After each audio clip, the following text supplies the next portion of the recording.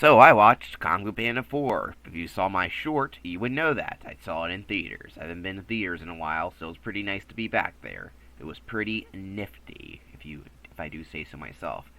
Anyway, I gave the movie a high rating. I'm not joking. I think Panda 4 is actually a good movie. And if you like the other three, you're not missing out. That's why people act like, oh, this is awful. It's a travesty. Like it's the Toy Story 4 of the franchise. Well, trust me, they didn't ruin their other movies.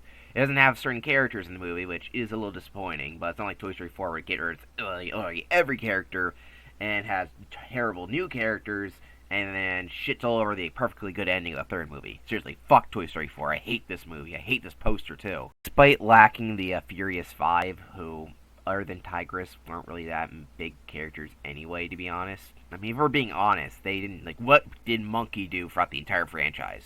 Nothing. So it's not that big of a deal, to me at least. Sure, it sucks not to have Tigress, but other than that, it's fine for at least one movie.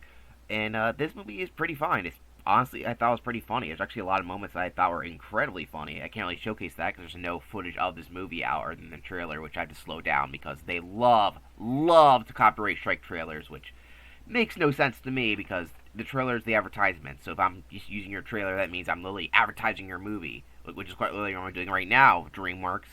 So if you try to copyright strike this, Universal and or Comcast, where the hell it is, you guys are just being idiots because I actually like this movie, alright? Unlike other people are like, I like the part where the dads.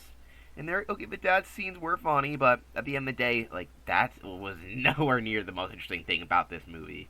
In fact, I thought it was kind of forced in. Yeah, basically posed two dads, if you don't know. Oddly enough, they got Bryan Cranston back, but they couldn't get any other voice actors back, for the other some of the other characters, which is kind of weird actually, but whatever. Anyway, a villain, you know what happens in the movie. There's a new villain who wants to steal powers from former villains, and only one of them gets showcased, being Tai Lung. It's so obvious they have favoritism towards this character because he got that voice actor back. The other two villains, including Lord Shen and General Kai, they do nothing. They're just kind of in the background, which is a big dock of point. I did say 9, but then when I thought about that, 8. And I think it's pretty interesting. I mean, the villain doesn't have that much going on with her, but near the General Kai, it just how intimidating they are, and I guess she works in that regard. It's not the best in the world, but it's fine. The side characters are fine. It's a fine movie. It's good. It has good animation. It's not extraordinary, and has a lot of funny scenes and new environments. There's a lot of nice stuff going on. There's good. I like the character, I like where Poe goes in this movie. He doesn't exactly remove all his character development, even though he has to learn again, which is kind of annoying at this point.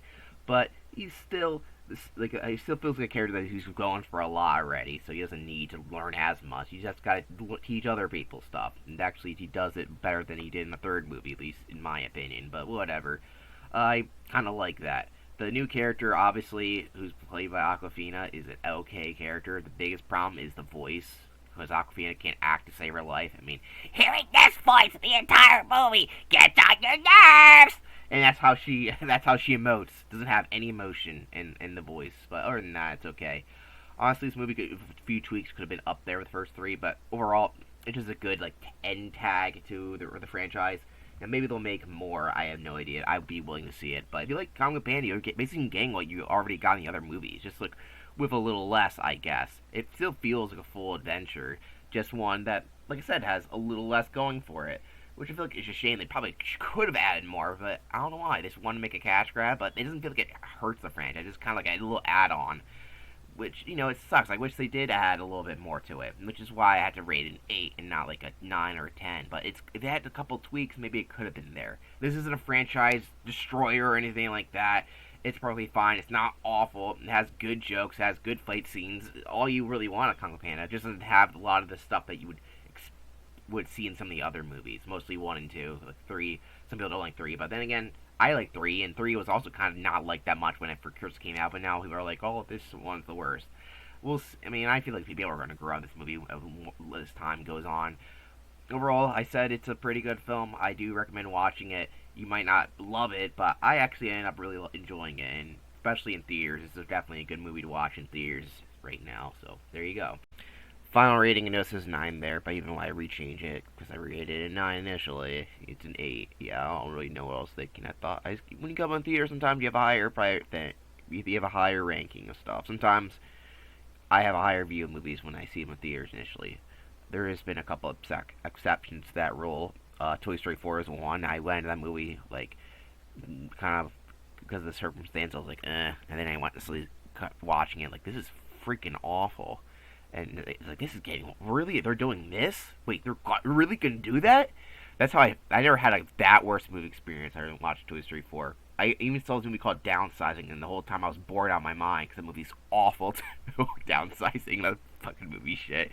Does anyone remember Downsizing? It's not that old of a movie, but it feels like a movie I ever forgot about because it sucked so much. Anyway, The Coming Band 4, it's 8.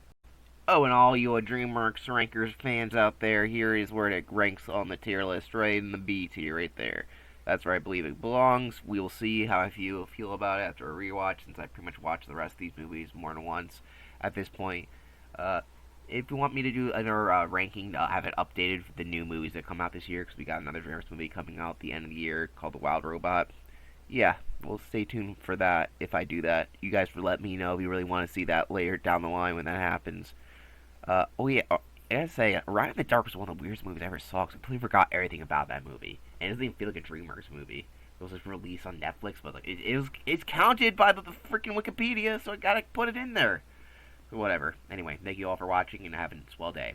Oh, the villain, I guess, would be a B tier rank. That tier list kind of sucked, so I'm not gonna do that one anymore. So thank you for watching.